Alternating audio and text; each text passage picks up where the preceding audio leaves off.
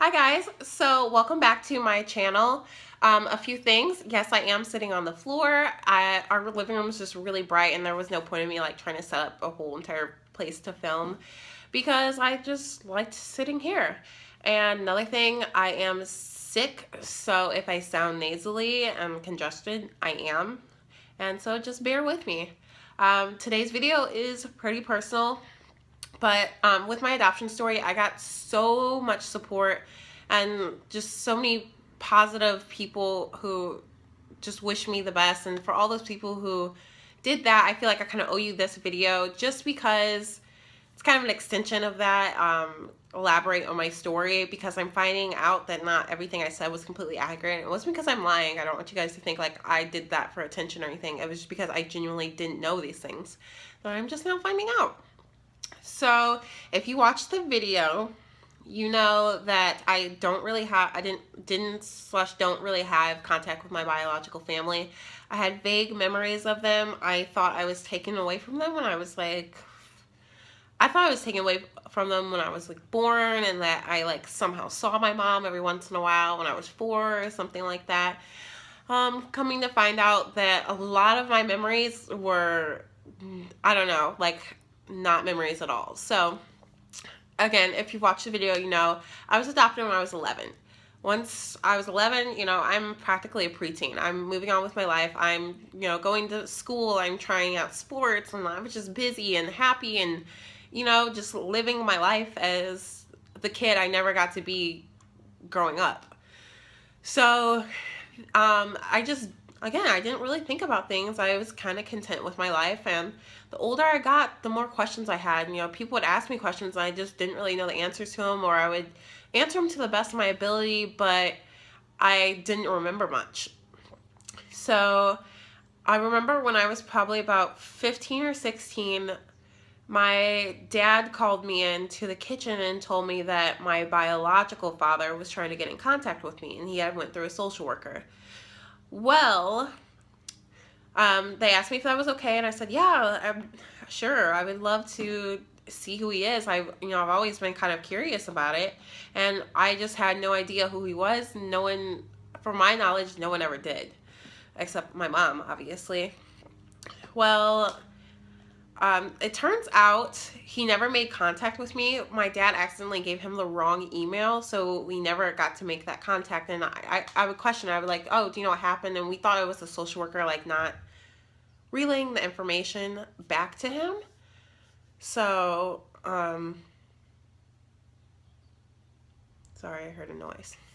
So we thought it was a social worker not relaying the message back. And, that was that. Had to move on with my life, can't let that stop what I was doing. So again, I'm getting older, and people I meet in college are finding out that I'm adopted, and they have questions, obviously, and I'm just I didn't know how to answer most of them.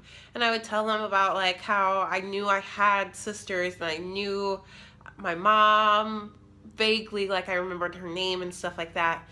So, but it was never anything I felt like I could act on, nothing I could look them up by. It never dawned on me. But then I'm just, I'm 22 now. I'm getting more and more curious about what happened, or, just things aren't making sense in my memory. So, on Facebook, you guys probably saw that they had the Family Tree Now thing that people were kind of mad about because it told way too much information. And I clicked on it and I put my family in, my adopted family, and I was like, oh yikes, there is a lot of information on here. And then it dawned on me. I was I remember my biological mom's name. So I put her name into it, and I thought I remembered my grandma's name, and I thought I remembered my sister's names. And so from there, when I plugged it in, I saw names that came up in relation, and I knew her age and stuff like that. So I was okay, don't mind it. I don't know why they choose to mow when I'm recording a video. Sorry. Anyways, I knew a lot of information, more information than I, thought I knew. So I ended up finding most of my family on there, and I was okay. So then I tried finding her on Facebook, and I just wasn't coming up with anything that I thought was like who anyone I thought would be in relation to me. So I kind of gave up on that there. I was like, okay, maybe they're not on Facebook or something like that, or maybe they have different names or weird names I'm never going to be able to find. Well, left that there. It's been months, and I thought about opening up a search, and so I called a social worker. And she told me, the social worker that contacted my dad actually, she told me that I would have to open up a search with like a whole nother department, and I have to write a formal letter and blah blah blah. And I just felt like it was gonna be hard, and so my anxiety made it one of those things where I wanted to put off because I was afraid of the disappointment of not being able to find them. So I just kept on putting it off. I was like, no, I need to do it. And I just went back and forth and back and forth. And then again, I found this screenshot one day on my phone of like all the names that I found on the family tree now. And so I tried again to search on Facebook. And then sure enough, I come across the profile and I'm like, this could be it. And so I look through the pictures and I see, this is my biological mom I found. And I look through her pictures and I see people, like girls that look similar to me. I'm like, those are my sisters. And I see their names and I'm just like, I know those names. Like, I know this. And so I'm like, did I just find my biological mom? I was like mind blown. And I had so many emotions. At first, I was just like, I couldn't believe I found them. And then I was hurt because I saw that she had contact with my sisters. And I was like, well, what was wrong with me how did I end up out of the mix somehow? And it's like, why does she still have them? And I thought, I don't know, I somehow just thought it was personal. So I thought about it for a little bit. I talked to two of my close friends, and I ended up, that is so annoying. I'm so sorry. I ended up sending her a friend request. And then, like, I'm just, like, on the edge of my seat, like, waiting. I'm like, okay, is she going to respond or what's going to go on? And she's, like, not accepting the friend request, but I can see that she didn't delete it. So I'm just like, okay, should I say something? Like, maybe she doesn't know it's me. My name was Kayla when I was born. And when I was adopted, I changed it to Michaela. I was like, but, you know, my facial features, the name being similar, I figured she could figure it out. But someone's like, maybe she doesn't. So I went ahead and messaged her, and this was like 2 days later after I friend requested her. And then that night, she asked me, she's like, what is your birth date? And I was like, oh my God, she responded to me. And I was like, 1994. And she said, you're my daughter. And I was mind blown. Like, for so many people, I know you're not going to understand this, but to come from a life where you don't really understand or know or remember where you came from, or have people, you know, just you're used to having your biological family there.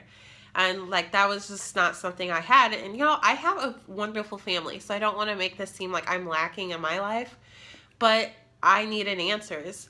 So I was mind blown when she said that. And then immediately she called. I gave her my number. We talked a little bit. I mean, this was all happening like kind of fast, and I wasn't prepared for all this because I just wanted to ask some questions. So we ended up talking on the phone, and she's like, your sisters have been looking for you. And she told me that my sister that I had been close with when I was younger had been searching high and low for me, and that they couldn't because my name was so different than when I was born. And so I was so like overcome with emotion because I have felt like I've been like almost desensitized with the lack of memory that I had from my childhood, and the fact that these people, I went through my life thinking that maybe my biological family didn't care, and I never cared too much, but I would randomly just get upset because I'm like, how can you know that you have a daughter, someone in this world, and not care? And it's the fact that it's not that she didn't care all these years, they just couldn't find me. And I had no idea that I had someone who loved and cared so much about me that they have been searching. And so I got on the phone with my sisters too, and my biological mom, and we just cried together. Like, they all cried. And my biological mom told me that she's like, you know, Jessica, which is my sister, told me that you would find us one day, and you know, I'm just glad that you found us. And it turns out that my biological dad died back in June, which is kind of sad because, you know, I'll never get to know him. He'll never get to know me, and I'm sure that, I mean, he really wanted to. I can tell from their stories that he wanted to get to know me so bad, but, you know, there's nothing I can do about that now. All I can do is go from here, and I don't really know what my next step is. It's kind of difficult to reconnect with somebody that you haven't known in years. So that's where the next part comes in, is me talking to them about my childhood. And I was like, okay, so I found you guys. Wonderful. How did I get lost? So I actually lived with, when I was born, I ended up going with my mom's friend because she was not capable of taking care of me. So I lived with my mom's friend for a little bit. And then after that, I lived with my grandparents, but my grandma was in bad shape, and she already had like the rest of the kids with her. And I don't really know. So from there, I think somehow DFS wanted to take me, and they were like, my grandma did not want that to happen. So she said, well, what if I can find a home for her? And she's like, what if I find someone in the family to keep her? And they're like, that's okay. So they found my aunt. She lived in Atlanta. Well, I went and lived with her for a little bit, but things weren't working out there, and she had a son that she adopted, and I think I like somehow put in jeopardy them having him by something I said at school. So she ended up bringing me back to St. Louis, but the thing is, she didn't tell anybody she was doing it. She told no one. And so she just took me and put me right back into foster care. Well, not back, but she put me into the foster care system. So honestly, this all kind of stemmed from her and that decision. And, you know, I don't want to change anything in my life, but the fact that someone can do that to me, like never thinking about the consequences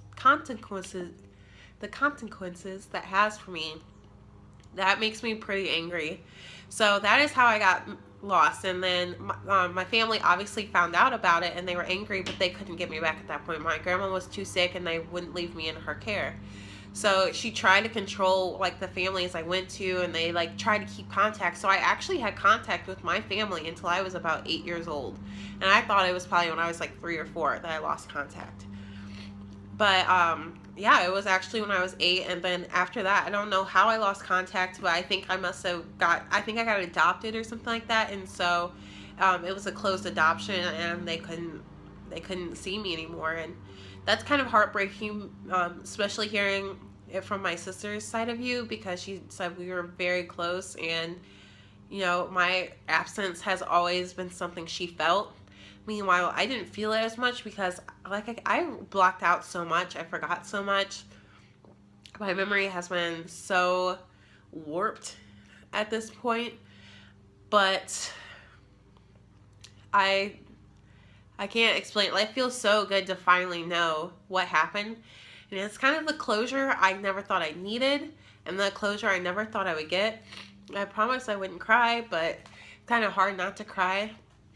Because when you go your whole life thinking that people don't care about you, and just to find out that, I mean, I have a family, my adopted family, who loves me so much, is that they have loved me too, and I just feel so lucky to have so many people who care about me when, you know, you go a long time thinking that they don't.